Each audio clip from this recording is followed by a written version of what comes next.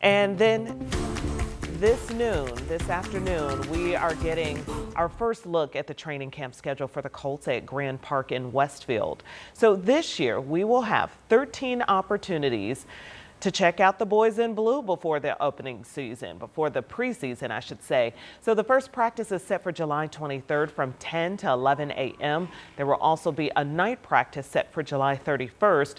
Last practice will be a joint session with the Green Bay Packers. That's August 14th. Colts reporter Laura Overton will join us tonight on 13 News at 4 for more details on how you can be a part of training camp.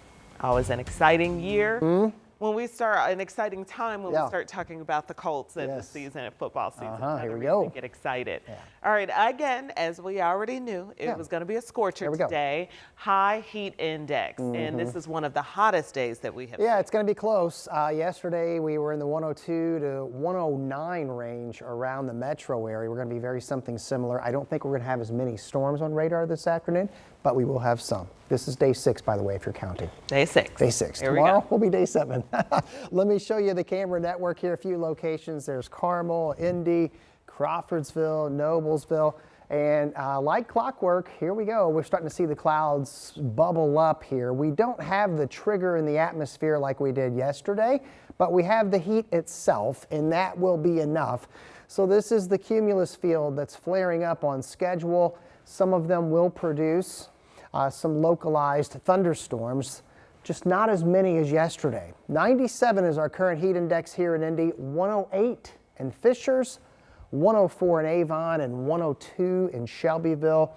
We're starting to see a few returns on radar, and we're just getting into the peak heating hours. So between now and sunset, we will see additional pockets of heavy rain. We are all still in this highly humid air, and that is something that does not leave us until about the middle part of next Tuesday. So we're going to have to sweat it out. 88 with a dew point of 74 and a heat index right now of 97.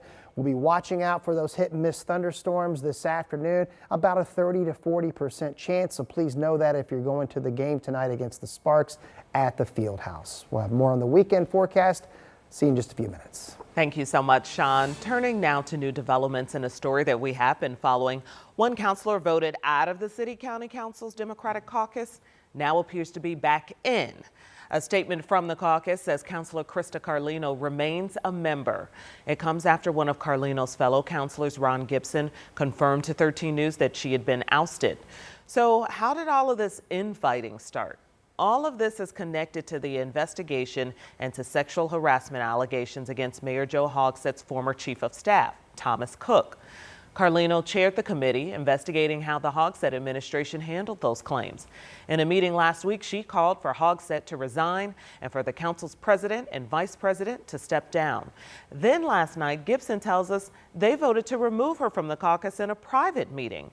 But now Carlino appears to be back after releasing a statement apologizing to the council and her constituents.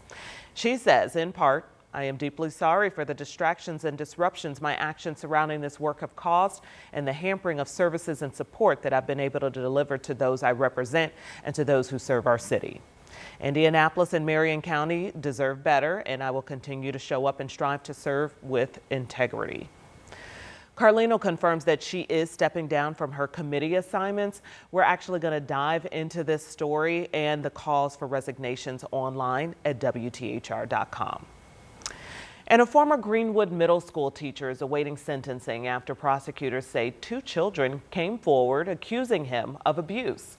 The jury found Shane Williams guilty of 2 counts of child molestation, among other charges. Williams was a teacher at Greenwood Middle School at the time of the crimes. The prosecutor also released this statement saying, quote, "We will be seeking decades in prison for this monstrous human being, so he will not be able to inflict his brand of torment on another child." Williams is expected to be sentenced in August. The Vision Zero Task Force is working to make our streets safer while eliminating traffic-related fatalities and injuries by the year 2035. Our Logan Gay was at last night's meeting as the group discussed the next steps, and that'll get closer to the city, the next steps, and closer to those goals. The Vision Zero Task Force is one step closer to making sure our streets and sidewalks are safer for pedestrians and cyclists, because for the first time, we get to lay our eyes on their proposed action plan. That plan includes 25 strategies with another 75 action items to go with them. Members say their big goals would take a lot of work. The city's first Vision Zero administrator, Leandre Lovell Jr., laid out a few of the top priorities. It's going to educate the public about what Vision Zero is, that is for everyone, no matter what type of mode of transportation you're in, and it's going to be an equitable outcome for everyone. We want to improve safety for everyone. He says people should know that Vision Zero is more than engineering. This action plan will be data-driven by proven means and methods that we've seen other cities have done that can work and move the ball forward. We want to have measurable outcomes for safety for everyone. An automated speed technology will be really beneficial for the city of Indianapolis. That is currently not permitted by the Indiana General Assembly. Hundreds of Hoosiers are killed in crashes and thousands more are seriously injured each year.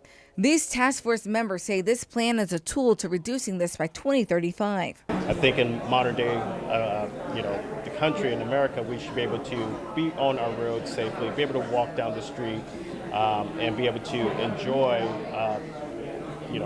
go about society without the fear of, is this a safe road for me? Is this a safe road for my family? Cyclist Carlos Lemus says he's had several close calls while riding his bike.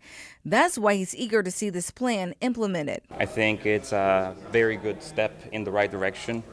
I do think that we could use a little more urgency, a little more expediency, because the more that we delay this process, the more that people are going to die. Lovell says the task force will likely vote on the action plan in the fall. In Indianapolis, Logan Gay, 13 News. Thank you, Logan. And 13 News has been closely following an audit ordered by Governor Mike Braun to look into how the Indiana Economic Development Corporation does business. We went to the first meeting after the governor announced that he was replacing the entire 9-member board.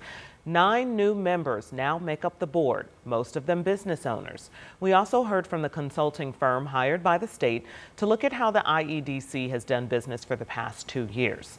A representative from FTI Consulting explained the firm will look at the board's operations between January of 2022 and December of 2024. Governor Braun ordered the audit earlier this year after he questioned how the IEDC spent money trying to lure businesses to Indiana. The audit will take 6 to 12 months. And there's questions around how it could impact current projects such as land to develop a technology park known as the LEAP District in Boone County. Eli Lilly has already started construction in that district. Governor Braun says they will continue working with them and other local businesses.